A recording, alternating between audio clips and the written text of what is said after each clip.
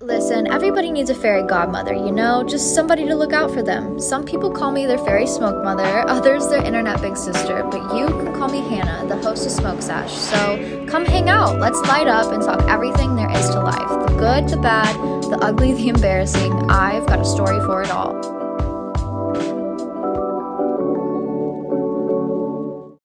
Hello, hotties of the world. Welcome back to another beautiful episode of Smoke Sesh. My name is Hannah, your host, and I'm so excited to be back with you guys. Do you like this red juicy tracksuit? If you're a audio listener, I've been doing finally some fall shopping.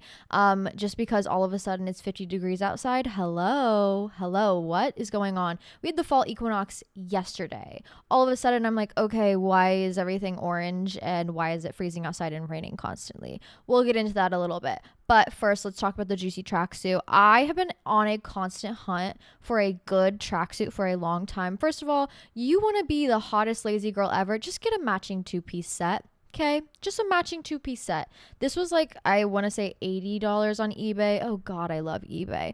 But I had been hunting for a good juicy tracksuit for a while and finally got my hands on one. Thank god. I went with red. I was thinking maybe pink, but I think red really suits me. I'm giving like hot sexy Mrs. Claus in the best possible way. Shout out to Juicy, thank you. Literally did not send this to me, but I'm obsessed. I have been converted fully, but I think fall is finally here, you guys. Of course, we had the fall equinox yesterday, and the week before truly felt like the last hurrah of summer, but it was a hot, hectic, chaotic week for me. Okay, as summer is, and listen, I love summer. I am a summer child. I was born in June. If it was up to me, I'd be running hot, sweaty, and free all year long. But ultimately, although I don't live in my ideal reality, we do have to face the reality of nature and the changes of the seasons. And I have never been a fan of fall. Okay, I always want to run, play outside, do my thing, and fall really forces us to like pause and slow the fuck down. Winter slowing down more than we ever have, and I've never been a fan. Okay, I've never been like, I love winter, I love fall, I love being inside. It's never been a great time for me mentally either, just because I do struggle with the changes and the forced internalization that we do have to take. But I do think nature is our greatest teacher and we can learn some amazing lessons from it. And the more that we avoid our natural side, the harder we're going to have with accepting it, because ultimately we're human, we're animals, we are influenced by nature in so many different aspects. And when you try and fight that natural part of ourselves, it's going to be challenging. And I think that's why winters and falls have not been as exciting for me and have not been as easy as they should be, especially with like seasonal depression affecting me, because I fought that natural change. I didn't want to do the internalized work. I didn't want to focus on myself. I didn't want to take accountability for my life and really hone in on the details that I think fall and winter make us really focus on, because I just wanted to run away and be free and hot and sweaty all year long. Like I said, summer child. I didn't want to focus on the serious aspects of life, let alone myself. And when you are forced to do so, especially being a Midwest baby and having pretty harsh falls and winters, it can be a challenging time. But I do think I've really done the work this year, and I think this is the first year I can say I've been excited for fall. I'm so excited, you guys. I mean, this last week was one last week of celebration. I was busy all fucking week, constantly doing things, Pilates, gym, errands. I'm still watching my parents' dog. They're in Alaska living their best fall life. I'm like taking care of so many different things. There's so many changes happening in my internal world as well that I think are very necessary and important, not necessarily stressful, but just another thing on the pile. And it truly felt like the last little celebration of summer. But also, as soon as the fall equinox hit, it was rainy here, 50 degrees, gorgeous outside. I had to put on a little jacket, a little coat to keep myself warm. I made this cinnamon simple syrup at work, and it was just rainy. We lit candles. It was gorgeous, and it was a great transition because my God, was I so fucking busy, and I completely welcomed that change and that calmness and that introspection with open arms this time around. And it is a fantastic change of pace. If you're someone who's maybe a little bit more afraid of fall and of winter, I challenge you to ask yourself, like, where do you need pruning? You know, I mean, naturally, all the leaves are changing colors. They're losing leaves. They're going into hibernation. The animals are prepping and preparing for winter. Ask yourself, what do you need to do to prepare? I uploaded some journal prompts on the Patreon if you're interested, of just like more ways to ask yourself, like, how can I do this internal work in a healthy way? What do I want to keep? What do I want to get rid of? Where are different ways that we can prune before we go into this hibernation mode that we enter every year? And how can we make it less of a struggle? I think it's important to kind of do that seasonal transformational work in order to have an easier time. But yes, it's going to be a great fall. It's going to be so good. Oh my gosh. Big changes. I'm no longer working brunch. Thank you, God, for releasing me from the grips that brunch had on me, because working brunch is,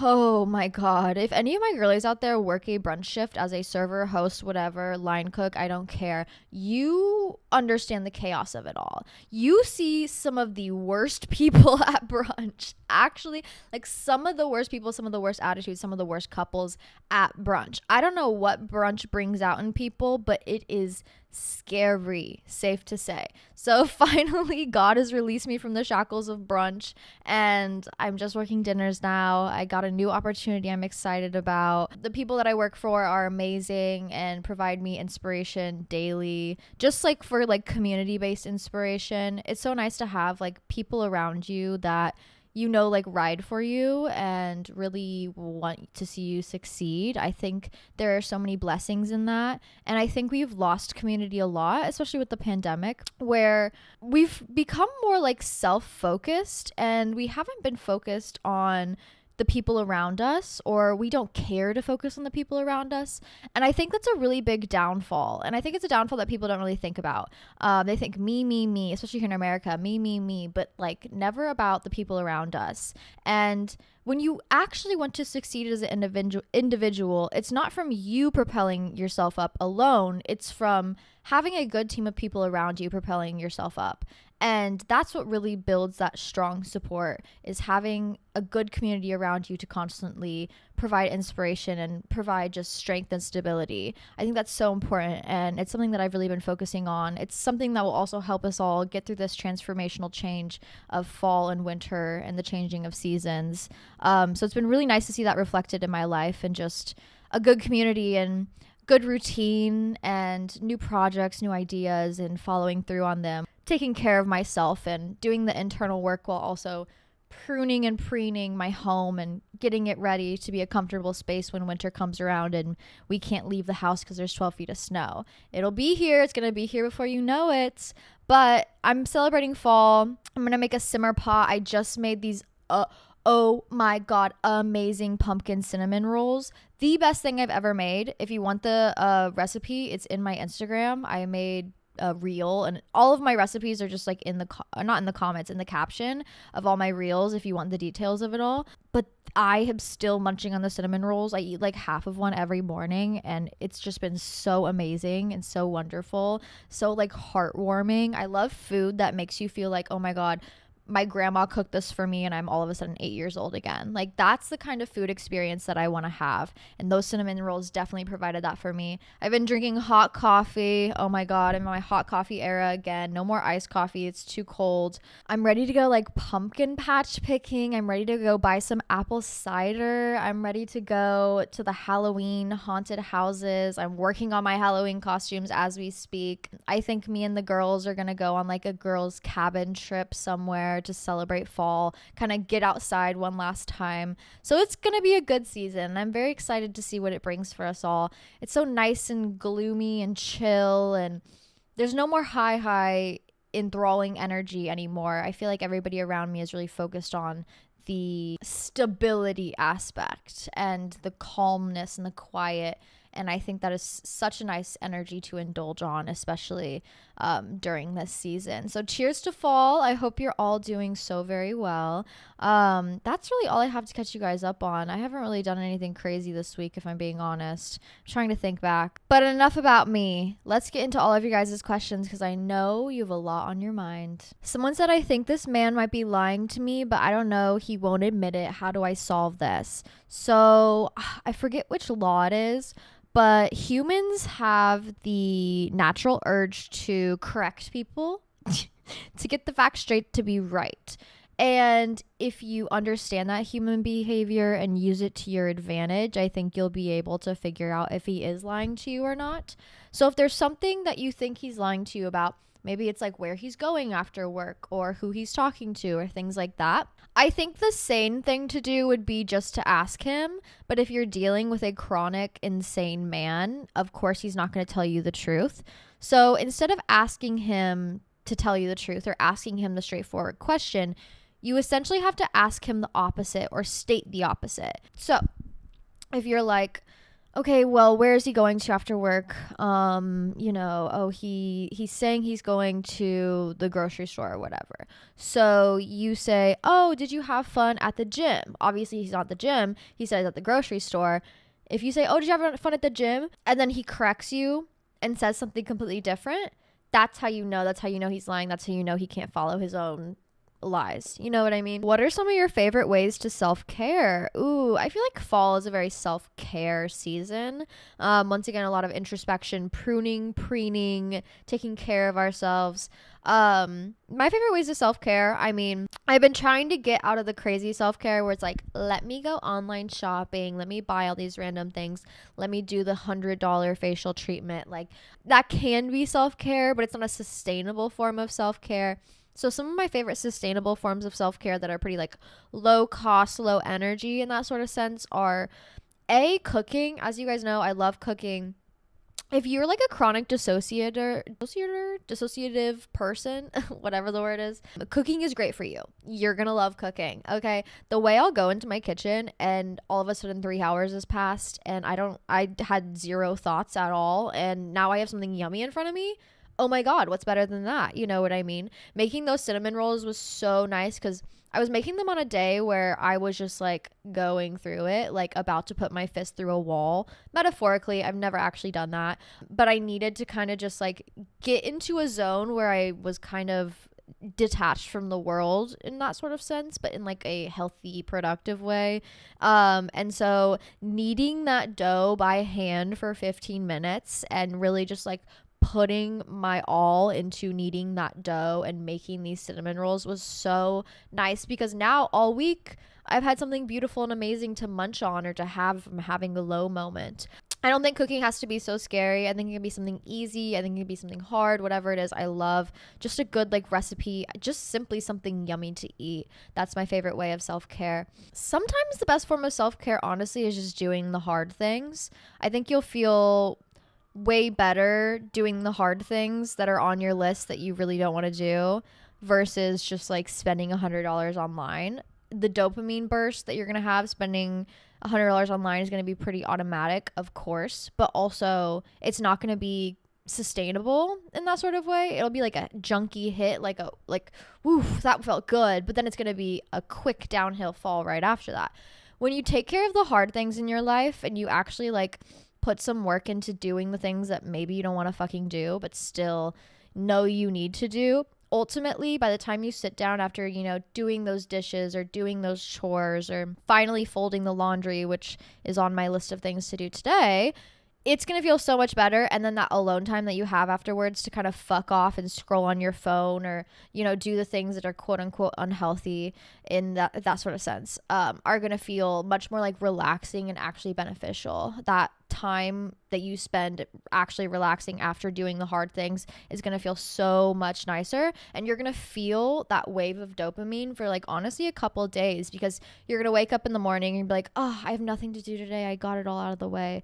I know that sounds dumb, but ultimately like that is the best form of like adult self-care in that sort of sense. Also, I'm a very creative person. Like I said, a lot of my self-care, although it can be physical, and I love a face mask and I love a bubble bath, a lot of my self-care is like kind of just indulging in that dissociative state and removing myself from the world in a healthy way and entering that kind of like flow state that gives me like permission to check out for a little bit, especially after the world gets so overwhelming. I'm a very creative person, so I love painting. I love drawing, I love reading, I love escaping into a healthy area where I can utilize that dissociative state to my benefit, and really just check the fuck out and do a 2-hour painting, or check out and just read half a book all of a sudden, or completely check out and, you know, knit a sweater, whatever it is. I think, especially if you're a creative person, having those hobbies that you do with your hands or things that you can escape into are also a great form of self-care. So ultimately, cooking, but that's a personal thing. B, doing the hard things. That's probably the best way to self-care as an adult. And C, if you're a creative person, remember to indulge in those creative practices. And even if you're not a creative person, I do think indulging in creative ways and putting your brain into new different kind of avenues in that sort of way is really healthy and is great for the psyche. How do I glow up in my 20s / the whole second puberty thing? Okay, real. So I remember, I genuinely believe, and maybe this is because I have a big fucking head, but I genuinely believe I brought the attention of second puberty to people's minds. Okay, I made a TikTok video probably like 2 years ago, maybe 3, being like, listen, ladies, if you did not get titties in high school, that's fine, because most of your development is going to occur in your mid-20s. Straight up. Like, don't be scared when this shit happens, because it's natural and no one fucking told me, so I'm telling everybody. And then everybody was like, oh my god, second puberty, that's what's happening. I had no idea. I maybe have a big head, but I do believe I brought that to the internet discourse. And it's real. It's very real. My body has completely changed, okay? I'm putting on weight in different areas that I've never put on weight before. My titties have gone up like 2 cup sizes at least. My acne is different. The way my body processes things is different. My metabolism is slower. My mood swings are lessened, which is a great change. Love that. Thank you. Of course, my brain is a little bit more stable than it was maybe in my first puberty when I was going through those emotional mood swings for the first time ever in life in my teenage years. But it is real, and if you do not embrace it, you're going to have a hard time changing, because everybody thinks, oh my god, you know, you get your first period, you're going through your first puberty, now you're a woman. No, that is still a child.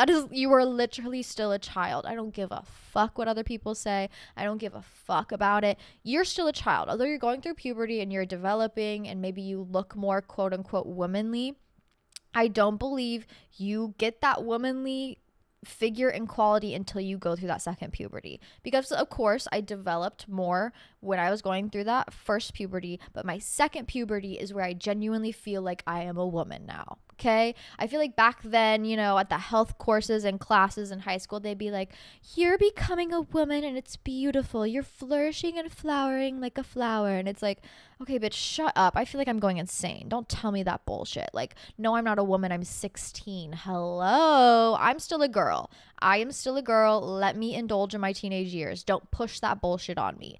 But now I genuinely feel like a woman. And I do think I became more aware of these things, so I did embrace it more.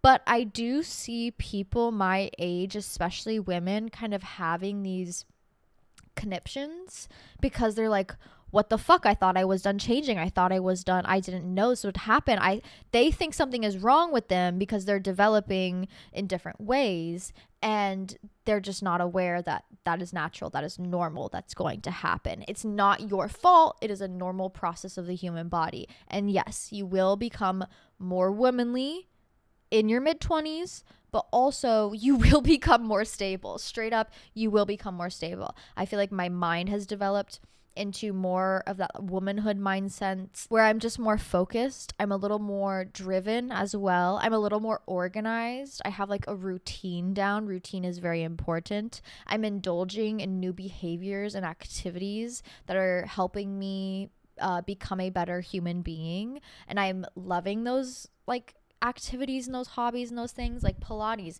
Oh my God, at 16, I would have never been doing Pilates. But now I'm like, I have to go twice a week or I'm going to lose my fucking mind. Where the fuck did that come from? Second puberty. Your body's changing. You're developing hips. Your hips are widening a little bit more. Your metabolism is slowing down a little bit more. It's very normal. It's very real. And the best way to get through it is to accept it. Okay. I also think a lot of my acceptance didn't come from the focusing on the generalized idea of how women develop, but more so focusing on how did my mom develop. And I never really had this conversation with her because I don't think this is a conversation she would really want to have. But I did ask myself, what does my mom look like? What kind of characteristics and figures does she have? Because I'm probably going to have the same fucking thing. Hello, I'm literally her daughter. She birthed me. Of course, we're going to develop in the same similar ways. So I started paying attention to that. And then I saw so many similarities that I became more accepting of those similarities and more accepting of those changes because it was natural. My mom looks this way. I'm going to look this way. It's just how it is.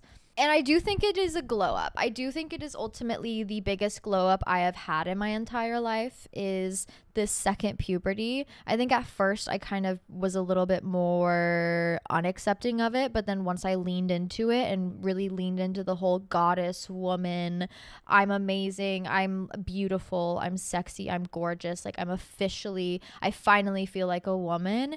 It felt so transformational and it felt so nice and so good to see. Like, fuck it, I don't give a fuck if I'm gaining weight. I don't give a fuck if my ass is fatter. I don't care about all that bullshit because it's kind of beautiful like what our bodies are able to accomplish and do, and I would like to uphold and respect that in my life. And I think the best way to really glow up during that time is fully with how you accept it and the mindset that you embrace during that time. Are you going to fight it and cry and be so mad that you're not as skinny as you were when you were 16? Because guess what?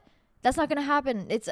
You're not going to be the same 16-year-old you were for the rest of your life. You're not going to have that same childlike body for the rest of your life. That's not how it works. That's not how human nature works. Are you going to constantly mourn that and constantly chase that? Or are you going to accept womanhood for what it is and accept your developing body for what it is and accept those changes wholeheartedly? The difference between struggling and the glow up is simply just your mindset about it. Are you going to accept it or are you going to fight it? Ultimately, your body's going to change either way. You have no choice in the matter. So are you going to really lean into the womanness of it all, or are you going to constantly seek that, if I'm being honest, male dominated opinion of wanting to stay childlike forever? I also think accepting your womanhoodness, if you would like to, is very radical of you.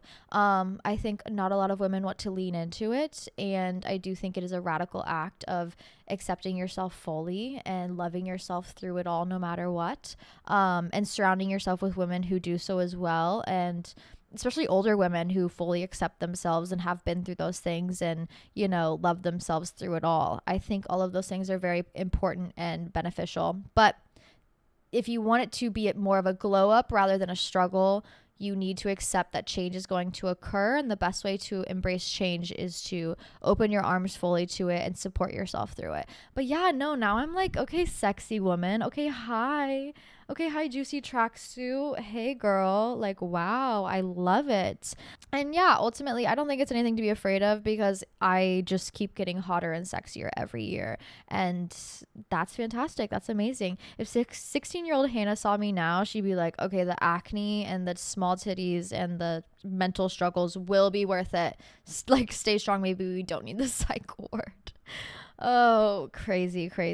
But yeah, second puberty is real. Pay attention in your mid-20s about how you change and how you develop and accept it, okay? Be kind to yourself. Be patient with yourself. Look at the generational history of maybe how women in your family physically look and act, and understand that you're probably going to have those same qualities, and learning to love, I think, your mother and your grandmother for those qualities will help you love yourself as well. But yeah, cheers to second puberty. We love womanhood. How lovely. Someone said men always come back. True. Okay, so I had this conversation with my boyfriend. He's a skater, so I always get like all the skate tea and skate drama about the boys, which is so funny. Not like he's airing out everybody's business, but like, of course, he's gonna be like, this was psycho behavior, like what?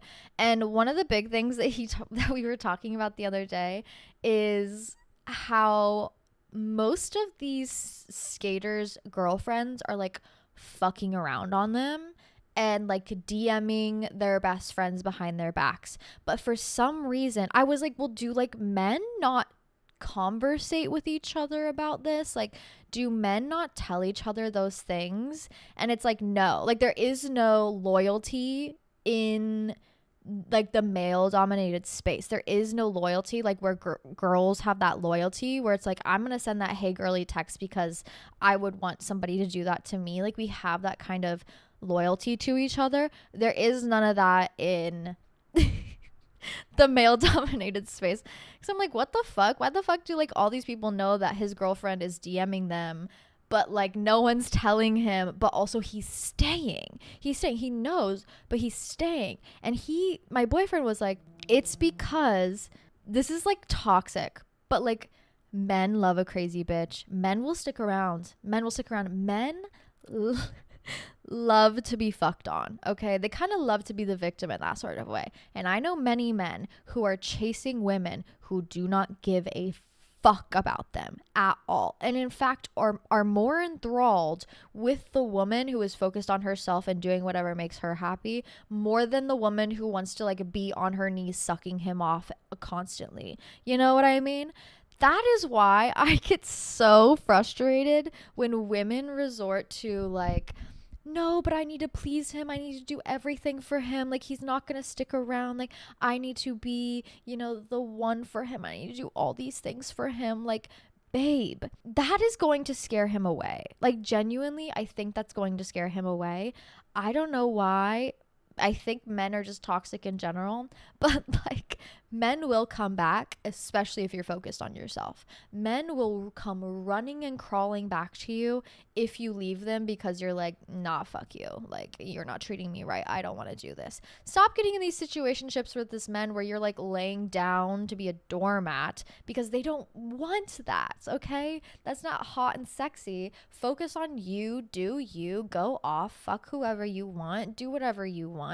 Ultimately, I think that's like the weird toxic psychology of it all that I have noticed in male behavior recently, and specifically like within my friends like dating pool and how they go about men, is they do not give a fuck. They're there. They'll give you an opportunity. If you don't secure that opportunity, if you don't treat them right, they're gone. They don't care, okay? They're wonderful, amazing, hot, sexy women. They know that. They know they have power in that. They know that there is power in pussy, and they support that ideal and they hold themselves to that standard. And if men aren't going to meet that bullshit, then they're going to leave them right at the curb. They don't give a fuck. No hug. Bye. I don't care about you. I'm not going to respond to your text.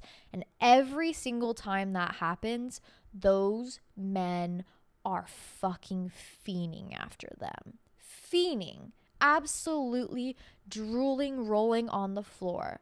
Because that woman knows that there's power in their pussy. That woman knows that there's power in themselves. And that is ultimately like psychologically the hottest, sexiest thing ever, ever. Honestly, okay? If you want this man to be in love with you, uphold your boundaries and your standards and stick to them. Be a fierce, loyal woman. The owner of my restaurant, we were chatting and he's like, I love a fierce woman. I love a woman who speaks her mind. I love a woman who is not afraid to be herself and say it as it is. He's like, my wife is the most aggressive woman I know, and I love her for that. I think there is power in that. I think it is like such a sexy attribute to have, because these men notice that and they will come back after that. They will not come back to a doormat. They will come back to a fierce woman. So all of these situationships that you guys find yourself in where it's like, but I'm sleeping with him 7 days a week and I'm cooking him home cooked meals. Why won't he wife me up? It's because he knows he doesn't have to. You're already doing those things. Have standards, hold yourself to those standards, hold these men to those fucking standards, do what you desire to do what drives you to be a whole individual, follow those passions, follow those dreams. The right man will find his way in there somewhere, but also if you want them to be enthralled and you want them to be fiending, practically crawling across the desert for that pussy, be you, focus on you, be a fierce woman, okay?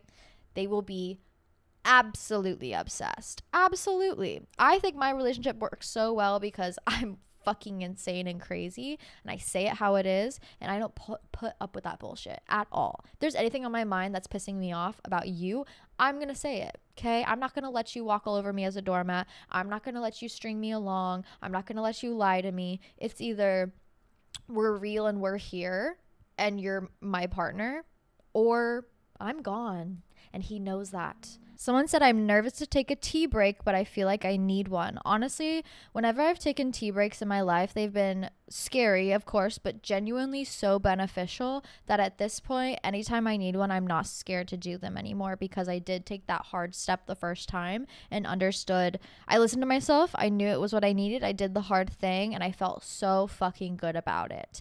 I don't think it needs to be as much of a struggle as most people say it is. I think if you slowly cut back and then stop altogether while replacing that downtime with activities, it can be very easy to literally take a tea break. When I tell you, when I was taking my tea break, I was waking up 8 a.m. class, next class, okay, clocking in, working a shift, it's 10 p.m., I'm getting off my shift, I'm grabbing Taco Bell, I'm going home, I'm eating my Taco Bell, I'm going to bed. There was no time to even think about smoking because I was busy as fuck. And I think that's the best way to really go through a tea break. But once you go through it, I think you will realize how beneficial it was for you. You will also build that strength within yourself of understanding and knowing what you needed and doing it. And I really think there's nothing wrong with that. I think tea breaks are the best things stoners can do for themselves, especially when you're a pretty constant smoker. Like right now, I'm kind of going through a mini tea break. It's mostly just I'm cutting back on smoking during the day and focusing on smoking at night and smoking less dabs.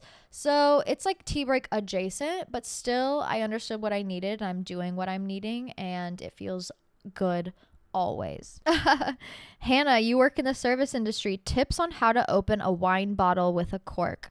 So I used to struggle with opening wine so much because I was just like fumbling the whole time and then it was like silent at the table and I'd be like, oh, it's just, it was a struggle. I have found that even if you're fumbling, which I'm still not the best at opening a wine bottle at a table, even if you're fumbling, as long as you're talking and laughing and, oh, what are you guys doing today? Is this date night? Blah, blah, blah. Like, is there any entrees you have questions about? Like, what can I do? While you're opening the bottle, they will not notice you struggling. You know what I mean? You kind of just have to like push the focus in a different direction, and then all of a sudden pop, you have the wine open. Also, when you're uncorking a wine bottle, it should never make that popping noise. That's how you know you're opening it wrong, especially with reds. You want to just like slowly, slightly twist it out of the bottle. It shouldn't make a popping noise. How to handle a guy that was looking at women's profile pictures on social media. Was over 100 profiles. Ooh. Okay, so what the fuck is his name?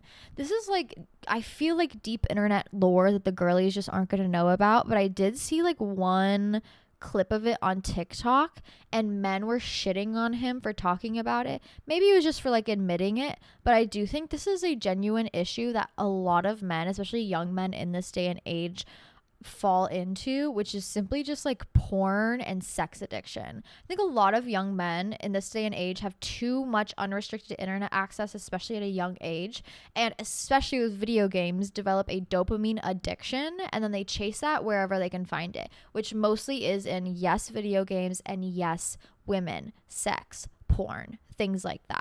And I think it is probably the most unhealthy thing for a woman to be around, especially in a relationship. So, his name is Jinxie. I think that's his name. Jinxie, right? And he got broken up with, and he was vulnerable about why he got broken up with on his stream. About, he said, well, I was watching too much porn and I was stalking women and I was looking at all of these women constantly and it was making her insecure, and I recognize that it is my fault and I should not be doing this much, and that it is very negative and it's like a bad habit and it's very awful to my brain, and I'm so sad that I keep indulging in these things.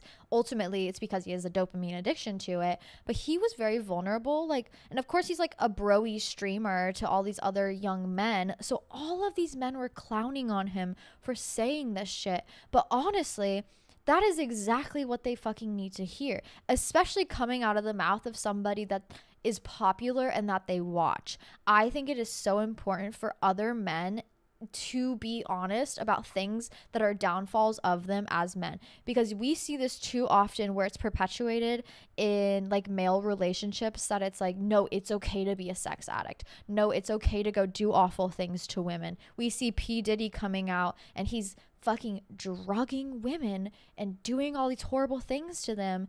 Oh my God, that's because he's surrounded by a system of other men that tell him it's okay. There's a big issue with men being addicted to sex. It's because it's a dopamine hit. It's addicting. It's very addicting. I understand that. When you can just log onto Pornhub and see whatever the fuck you want to see and get off however much you want to get off in a day, have full access to all of these women and all of these vulnerable things, it's going to be an addicting thing naturally. And it sucks to see so many people falling into it. I do think a lot of it has to do with unrestricted internet access at a young age and developing those unhealthy coping mechanisms.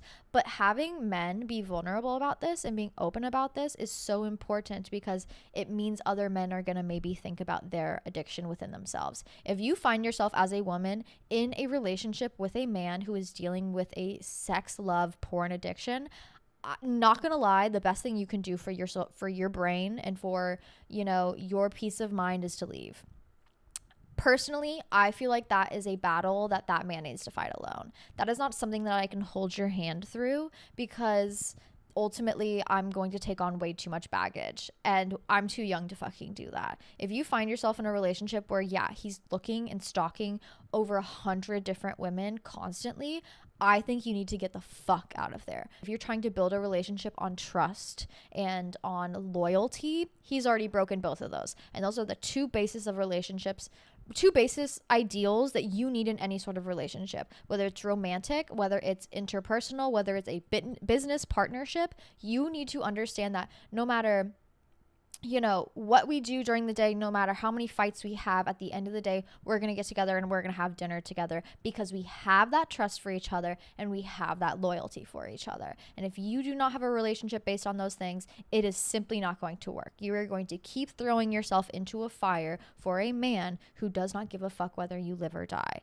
And that is not fair to you, especially a lover girl at heart who wants to fix and solve everything. I don't think this is a job for you. Okay, you're not Bob the Builder. You can't keep building these men up for what? But yes, I think what Jinxie said on his stream, I think it was very important. I think a lot of young men just clowned on him, but also probably went to bed, probably watched a million different porn videos, and then thought to themselves, like, oh, wow, I'm doing the same thing. And I think that's something that men need to reflect on a lot. Okay, I think they need to ask themselves, like, why am I indulging in this behavior, and is it actually beneficial to me? And let's be real, men don't really have that kind of thought process. I don't think they think about that much. But when other men talk about it, I think it's important. And it's probably the most important thing that they can do is admit their faults, admit where they went wrong, especially in relationships, bad habits they take on, and be open and vulnerable with their community. I mean, I've done that with you guys about like toxic behaviors, things like that. And I think it's just good to have that reflection, maybe like a personal mirror for yourself where it's like, okay, am I doing those things? Like, is it affecting me negatively in my relationship negatively the same way it's affecting him? Like, am I being the bad boyfriend? I think men need to put themselves in check like that more often, and other men need to put themselves in check like that more often. I think too often men are like, yeah, we're men. You can just do whatever the fuck you want. You can, have those addictions to sex and to porn and to women. And it's just part of being a man, That shit's fucked up, and it's so enabling. And then we see such a spiral in behavior that then you get P. Diddy, who is actually the devil reincarnated. And I hope he goes to jail forever, forever, forever, forever. Horrible, awful human being. Bitch, 1,000 bottles of baby oil. That's not for pleasure. That's so you can't get away. That's so you can't get away. Bitch, try getting away from somebody covered in body oil and you're on a linoleum floor. It's not happening. That shit's scary. That shit is awful. That shit is horrible. Also, you want to talk about P. Diddy? I saw the Blink Twice movie, and then I heard about all the P. Diddy stuff, and I was like, oh, everybody in my life needs to watch the Blink Twice movie, and everybody needs to watch it, especially with men in their lives, and see how they react. Go watch the reaction to that movie. I think it's important to observe and to see how men perceive women in your life, because I think it's important to build your safety and to prioritize your safety. As a woman who has been drugged, who has had things done to her without her consent, I will never, ever, ever give men the benefit of the doubt. In my world, you have to earn my respect. And sure, call me a misandrist or whatever it is. I call it protecting myself and taking myself seriously and setting boundaries. Your safety as a woman is the most important thing in your life. Your mental health as a woman is the most important thing in your life. Don't let these men fuck with either of it. Ever. Okay? Protect yourself, uplift yourself, support yourself. Oh my God, I remember when we went to LA and we were staying in this Hollywood Hills house right next to P. Diddy's LA house. And I remember talking to the Airbnb host. She was like, oh yeah, you see that house next door? That's P. Diddy's house. Everybody hates him in the neighborhood because he throws all these parties and all these women end up wandering off into our yards and falling asleep. And it's at the moment I was like, oh wow, he must have crazy parties. No, it's because all these women are drugged and wandering off and don't know where they are. Be safe, protect yourself. Yes, sex addiction and porn addiction is very real. And I think it's important for men to be representative and to be able to voice their faults, especially if you have a platform. Because ultimately, yeah, he did fuck up his relationship by having these addictions and by stalking women. These relationships are a quick way for women to kind of start to feel really bad about themselves. And I just don't think that's fair for anybody involved. So if you find yourself in a situation like this, run.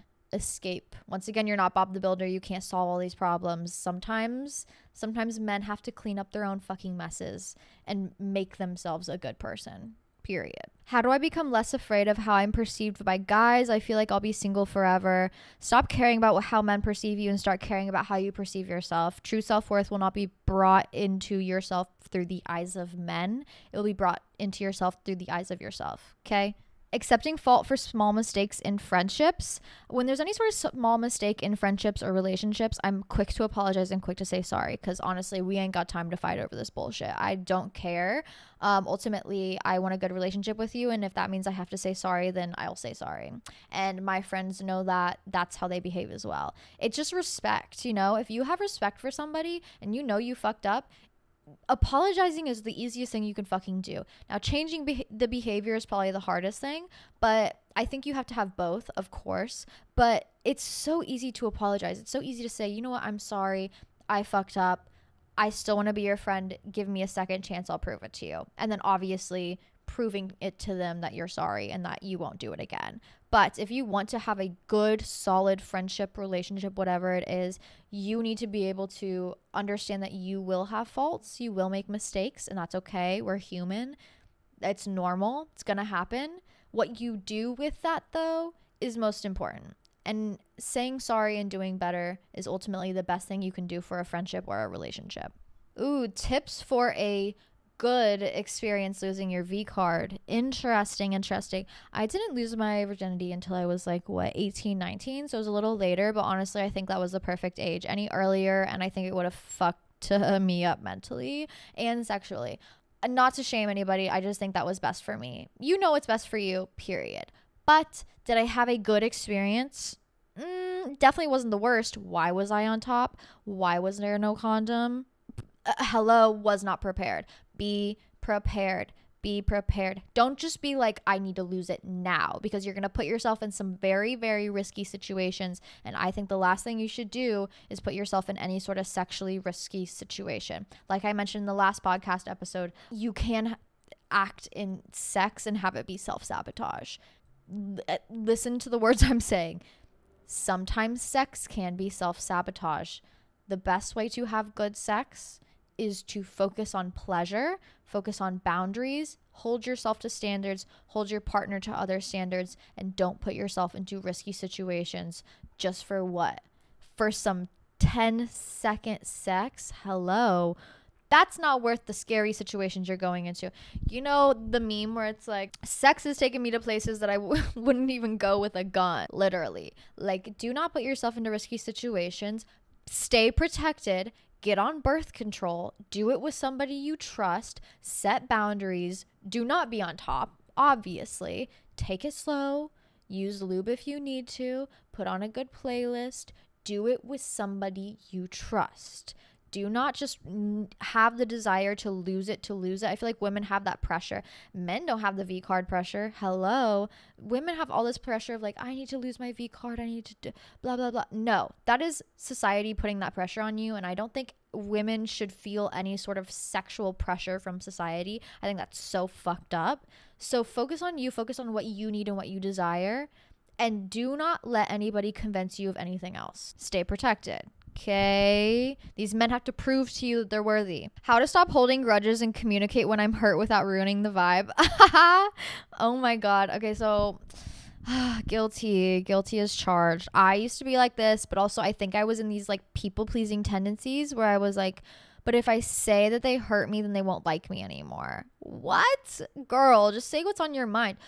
Once again, when you're holding grudges and not saying what you truly mean, you're kind of ruining the vibe, because if somebody doesn't know that you're mad at them, what are they going to do to be able to fix the situation? Period. When people are mad at me and then they don't tell me anything, I'm like, ultimately, that's kind of your fucking fault. Like, yes, I'm sorry I did those things, but you did not communicate to me that I did those things so I can be aware of them, so then I can fix the situation and adequately apologize. If there is no communication, then there's no way that the other person is going to know, and then it's probably going to keep happening and you're going to keep getting pissed off. Communication is key in any sort of relationship, personal, business, friendship, romantic, whatever it is. It is the best way to keep the peace, is communication. And I think sometimes it's more cathartic to just say what the fuck is on your mind kindly, not angrily, but just say what's on your mind without holding the grudge. I think people hold grudges, and I used to hold grudges because it was like, once again, that people pleasing mindset of, but if I say the thing, then maybe they won't care. Maybe they won't listen to me, or, they'll keep doing it, whatever it is. And if they don't care, boom, guess what? I communicated. Now you are an awful person, and I can stay mad because I communicated what was on my mind and you didn't care, or you kept doing it and you didn't care. Now my anger that I do hold is real and valid because you proved to me that you're a horrible person. But beforehand, if you don't communicate and you just hold that anger, it's not valid. You have to communicate in order to see actual behavioral change. If there is no behavioral change, if there is no apology, ultimately they don't care, then you can stay mad. Then your anger is valid, okay? But communication, it's important. I argue it's also the most important when you're angry. When I was angry, I used to just shut down, no talking. I'm going and hiding in a corner somewhere. But I've found that my anger is more productive and my anger is more beneficial to the people around me when I actually communicate what I'm angry about and what the fuck is going on in my mind. Because people ultimately are there to support you and to help you. And if someone pisses you off, guess what? They probably didn't mean to do that. But I guarantee that they want to be able to fix it. They're not going to be able to fix it unless you say what the fuck they can do or why you're pissed off. Okay? That weird secret animosity bullshit never flies with anybody. And everybody will pick up on it. They will. And it's not cute. It ain't cute. So just say what's on your mind. People have more respect for communication than they do for, honestly, anything. That's what I respect most. Like, communicate to me. I don't care. As long as you tell me, I can figure it out from there. Then my emotions are valid. Then your emotions are valid to me. But if I don't know what the fuck's going on, then there's nothing I can do with it. I'm not some psychic that can guess by behavior. Oh my God, I used to have an ex who was like, come home angry every day and then would want me to read his mind. Bitch, stay mad. I don't give a fuck. You're not going to be a grown man and tell me what the fuck's going on. Then I don't care about your problems. That's aggressive, but also like ultimately you're not in charge of other people's behaviors. They're not in charge of yours. But once you communicate and you actually put it out there, that's when real change can happen. That's when real understanding can happen. And that's when, if you don't see anything happen, you can stay mad and your anger is valid, which is honestly the best. Okay, I'm just scrolling through these questions and the amount of them that are like, okay, this one was crazy. How to deal with your ex calling you to tell you he just got married, went through that absolutely most insane breakup after 4 years. My ex moved on too fast for my ex. My ex is calling me how to release an ex, how to get through a breakup, break destructive patterns. Oh my God, girl, get it together. Literally, I need you to remember we are going through eclipse season right now. Eclipse season is a very chaotic energy. Do not feed into the chaos. Do not give to the chaos. Really, during this time, the best thing you can do is just like sit with your legs crossed and mind your own fucking business, okay? Don't give in to anger. Don't give in to arguing. Don't give in to the drama. Don't give in to the exes. Don't feed into the negative thought spirals. Don't call whoever. Don't do all these bullshit things. It's going to cause more chaos and drama in your world. Also, changes that are happening in your world right now are also necessary changes that you are too afraid to make. Eclipse season will cause more chaotic changes than like Mercury retrograde will, because the energy is a little more unhinged during this time. So if it feels random and it feels like a big change, it's a big change that needed to happen. Ultimately, it was just made quickly and it feels chaotic. It's because it's eclipse season, okay? Mind your own fucking business. Stick by yourself. Focus on you. Really just, that meme of that dog eating like pizza or whatever in a fire? That needs to be you. That needs to be you minding your own business somewhere else. Okay, drama over there. I'm here. Honestly, minding your own business is also a great form of self-care. Minding your own business at its heart is focusing on what you can control and letting go of what you can't. It is taking responsibility for your own thoughts and actions and letting other people take responsibility for their own thoughts and actions. There's only so much shit you can take on in life. There's only so many thought processes and ideals and responsibilities that you can take on in life before you take on too fucking much and you start breaking down, okay? The best way to avoid that breakdown is to focus on what is important to you and what's not important to you, what you can control and what's outside of your control, what is beneficial to you in a sort of like wholehearted sense versus outside chaos that does not deserve attention at all, okay? It's kind of like, I've been a nanny before, this is the best way I can really describe it, but it's kind of like that mom and the toddler in the grocery store, and the toddler is screaming, rolling around on the fucking floor, throwing a huge fit, okay? The mom is not screaming back and telling the kid to get the fuck up, arguing with it, indulging in the chaos. The mom's standing straight, ignoring, minding her own business, not focusing on the tantrum, focusing on what she can control, okay? That is ultimately eclipse season in a nutshell. You need to let the tantrum happen elsewhere, and you need to focus on what is important to you. Minding your own business is so important. Honestly, you want to talk good self-care? Focus on what the fuck is important to you, what you care about, what you desire, what you need, especially during a chaotic time. Call me selfish, whatever it is. Ultimately, I think it is beneficial for everybody in your vicinity, especially yourself. It's the best thing you can do for your friends. It's the best thing you can do for yourself. Of course, offer support. Be a good friend. Don't just tell people to fuck off or just cut people out of your life. But also, don't focus on the screaming tantrum toddler. Focus on yourself, trying to make it through self-checkout the best you can. That is what you're trying to do during this eclipse season. Don't indulge in the chaotic behaviors. See them for what they are and release them fully. How are we fighting seasonal depression this winter? Like I said, doing the work, not running away from yourself, focusing on yourself and what the fuck's going wrong, perhaps. Pruning, preening. indulging in behaviors that are healthy for ourselves, creating new routines that will help uplift us during this time, and especially during the time where we're inside a little bit more. I'm like, I need to hire a therapist ASAP before winter, because there's a lot of thought processes that I need help working through, a lot of things that I've been through that I need help working through, that I know I can do alone, but is ultimately a little bit easier with someone else holding my hand through it. Baking, eating yummy food, having good friends, having good routines, having exciting things going on in your life, having creative outlets, having a good book to escape into, but most importantly, doing the mental and physical work that it does take of pruning and preening to make sure that we can indulge in our hibernation and in our internal world in a healthy manner. How to stop feeling guilty for cutting toxic parents out of my life. Dad is mental with too much drama. I think it's important to note that you feel guilty because you're a good person. I don't think any of the toxic parents feel guilty because they don't think they're doing anything wrong. And ultimately, that is the problem. We're going to have this unwavering and dying loyalty to our parents when you're a good person, because we see them and we recognize them for being our parents. And ultimately, you're a good person, so you're going to see and recognize that. And I think you should uplift and, celebrate that about yourself, that you do have a good heart, that you do have a kind heart, and that you do love them no matter what.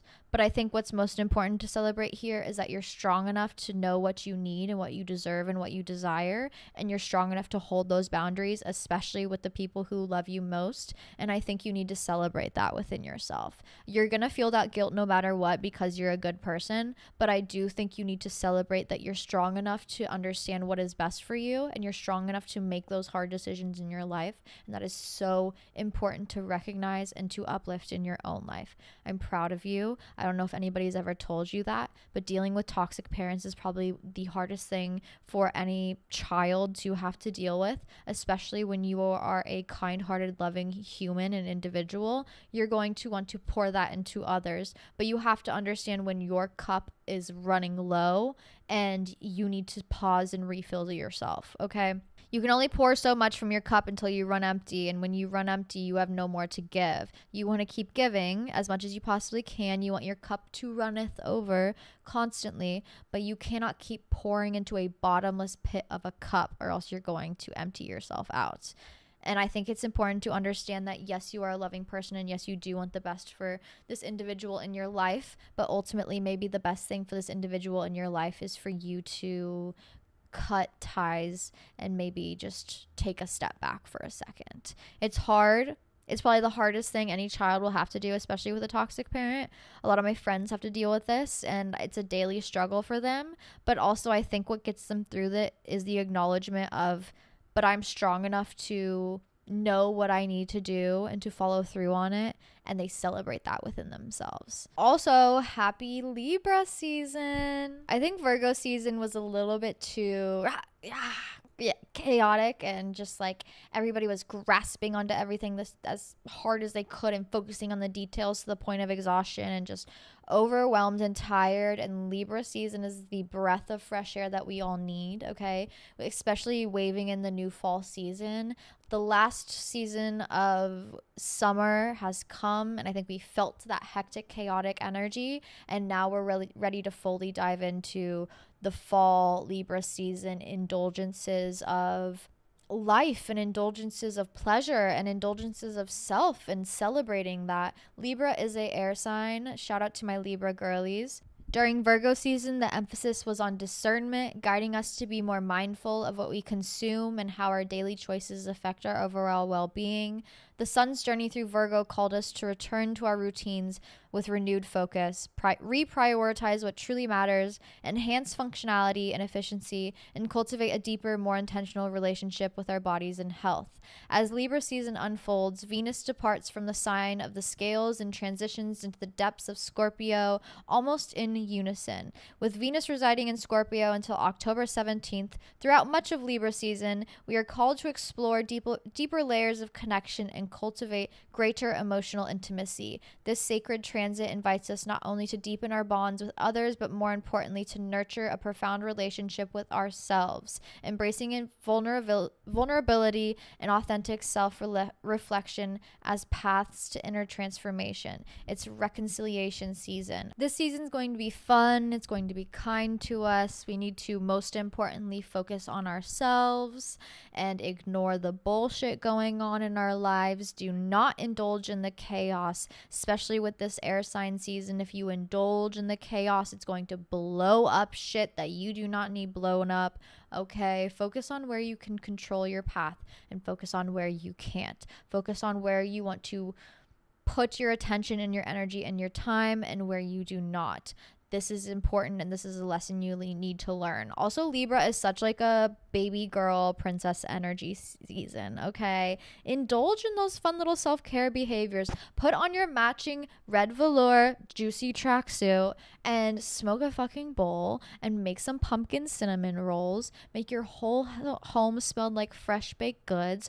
Go buy some flowers for yourself. Go buy some pumpkins. Go drink some apple cider. Go do that face mask. Go do your laundry. Go do the things that are important. Focus on the people that you care about and focus on the people that care about you versus the people who continuously dog you over and don't deserve your time or attention at all. Okay? You know what you deserve. Hold yourself to those standards. Hold your head up high, queen. Okay? You deserve everything you've ever desired in this world. The only person standing in your way is you. Are you going to go after it? Or are you going to sit back and watch all your dreams pass you by? Get out there. Go after everything you want, you desire. I love you. Anyways, with that being said, today's such sleepy girl energy. I slept in a little bit this morning, like 8:30, which was really nice if I'm being honest. But now it's time to get into my chores.